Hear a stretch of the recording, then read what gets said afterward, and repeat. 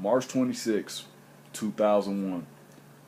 What many would consider the darkest day in the history of the pro wrestling business, and what many people would also consider the day that the wrestling business died. On this day 13 years ago, Vince McMahon announced on WCW Nitro that he bought WCW and that WCW would remain buried. When Vince bought WCW, I remember sitting at home at the time, being a 12-year-old Mark, going like, oh my God, this is unbelievable. Vince now owns everything and everybody. Because we found out that like months before that ECW was done and he was going to do something with that. We had heard, people had heard that Vince was going to do something with ECW. And then when he bought ECW, people were thinking, oh my God. Who knew, though, that all these years later, that over time, wrestling was going to get very, very boring. And it has. It has gotten boring. The reason why many people consider this the end of the wrestling business was because there's been no competition ever since. Granted, we've gotten some good stuff out of WWE since then. We've gotten some great things out of them since then. But the downside is now they're the only game in town. And I know the TNA fans are going to come up here and say, oh, come on, man, one day they'll take over the WWE. Yeah, your company's been in existence for 12 years. The 12-year argument ain't going to work. No argument is going to work. TNA will never compete with the WWE. Stop saying that. But man, when WCW died, people were just like, whoa. I remember Booker T versus Scott Steiner. They had a good match. Panama City Beach, Florida. The last match in WCW history, Ric Flair versus Sting. It was an awesome match for what it was. Very nostalgic, call it what you will. WCW's best moments, though, that they ever had. First of all, I got to mention Hulk Hogan's heel turn, the NWO. Hall and Nash came in throughout the spring of 1996. They kept teasing who the third man was going to be. It was all kind of rumors going around. Sting, Bret Hart, and then the unimaginable Hulk Hogan. And the turn itself, it would have been awesome on pay-per-view had Bobby Heenan shut up and not went, whose side is he on? Whose side is he on? Had he not said anything, the heel turn would have been much more shocking and much more devastating. Other moments I can remember, Goldberg, 173-0. May have not been that great of a wrestler, but an awesome powerhouse nonetheless. He had that intensity like nobody else had. The Cruiserweight division, Rey Mysterio, Psychosis, La Parka, Juventud Guerrera, the Guerreros, Chris Benoit, guys like that. People, Chris Jericho, people who went out there, busted their ass to give you the best matches possible in WCW.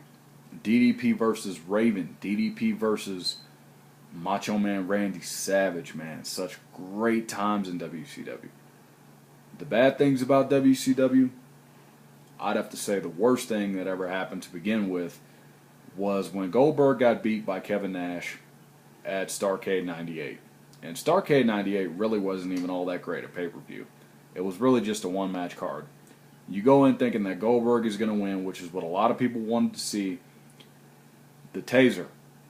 Who's the idiot that came up with the taser idea? A taser! A taser! Let's do this. A taser? Really? Scott Hall came out with a taser, stunned Goldberg, jackknife powerbomb, that's it? After Goldberg got beat, that was it.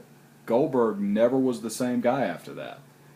And then January 4th, 1999, what I would consider to be the beginning of the end, the Finger Poke of Doom. That was it for WCW. After that, I just said, okay, I'm done. And then I don't think I watched WCW all that much after that. I did manage to hear about the David Arquette winning the WCW title. I was in like junior high at the time, and people came up to me and they were like, dude, did you hear David Arquette won the WCW title? I was like, huh? David Arquette won the WCW title. Get out of here with that mess, man. David Arquette won the WCW title. And then I saw like the replay. I tuned in to Nitro to see the replay, and I just sat there and I was like, he won the WCW title. Oh my God. They were just begging for attention because WWF was just whooping their ass by that point. But other things I can also remember that led to the downfall: talent calling their own shots, Hogan not wanting to do the job cleanly for Sting. The fast count by Nick Patrick was a actually normal 3 count, but the screwed up finish, and then Sid Vicious breaking his leg live on pay-per-view. The fact that WCW just did not know what to do. The NWO angle ran on way too long, despite how awesome they were when it was just the original 3, Hall, Nash, and Hogan. Not even Hulkamania, the return of Hulkamania in 1999, could save WCW by that point. But overall, what did it in was the fact that AOL Time Warner didn't want crap to do with wrestling. They wanted nothing to do with WCW. And the day that happened, Vince McMahon reached out, bought him, announced to us live on March 26, 2001, 13 years ago tonight, he bought WCW, he buried WCW, and wrestling has never been the same since. Many people say this is the day that the business died. And in their opinion, I tend to agree with them. This is the day the business died. Granted, we got some good stuff, but there's been no competition ever since. Anyway, rest in peace, WCW. People I know are going to ask me to talk about ECW. I'll do that at some point. Just not right now. But anyway, rest in peace, WCW. You're missed. We loved you. And things will never be the same again. Thank you for the awesome memories. Peace.